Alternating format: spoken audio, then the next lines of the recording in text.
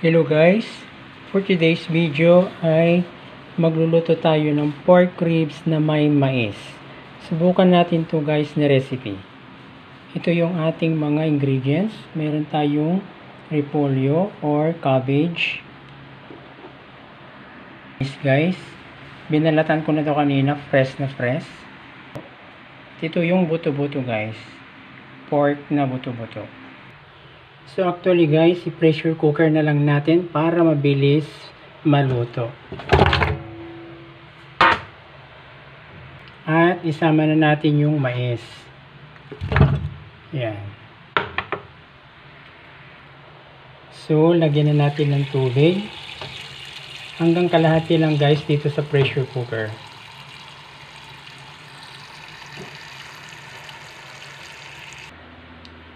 Okay, so lutuin natin to guys, mga around 15 minutes to 20 minutes.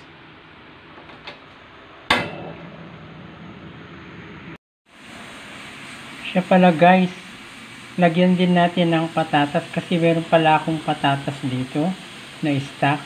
And then, lagyan din natin ng ito pork cubes. Yan, paminta and bay leaf. And then salt. Himalayan salt to guys, pero kung wala kayong Himalayan salt, kahit anong klaseng asin dyan, marami dyan. And then lalagyan ko din ng fish sauce. Yan. Okay guys, ito na guys.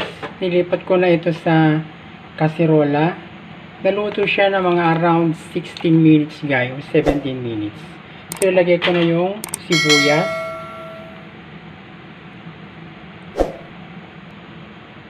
Pag ako naglalaga guys, maraming sibuyas ang nilalagay ko. Kasi ito, isa ito sa mga pampatanggal ng mga lansa at pampalasa. So, okay. So, lalagyan ko ng 2 pork cubes guys. And then yung paminta. Lagyan na lang natin yung bay leaf.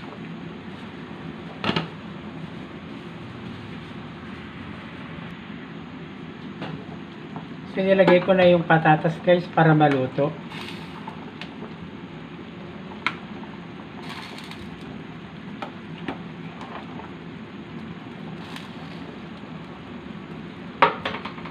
Takpan natin ulit.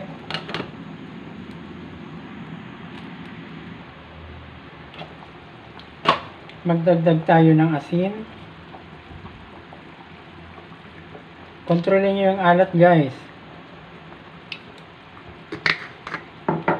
Basta may yung masyadong maalat.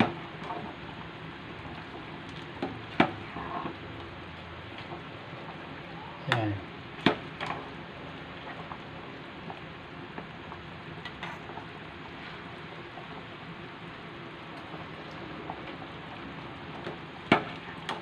Okay. Tama yung timpla guys.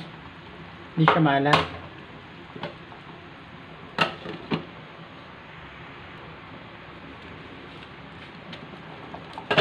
Maglagay ako ng konting MSG guys. Pan natin ulit.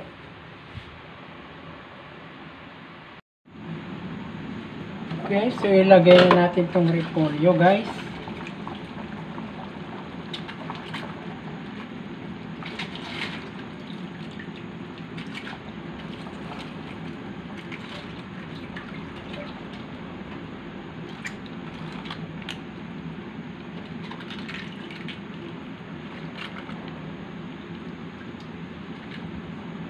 Takpan natin ulit.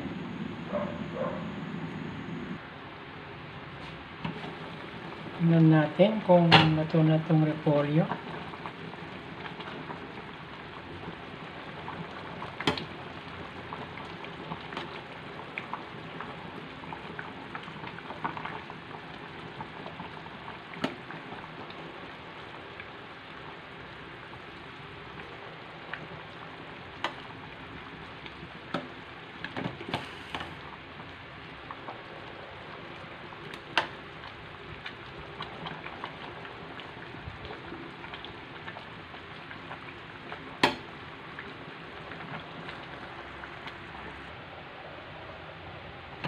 Okay, luto na guys. So, patayin na natin. Ready to serve. Ito na ang ating pork buto-buto na may mais. Parang bulalo style guys. Yan. Thank you for watching guys. Please don't forget to subscribe me. Thank you.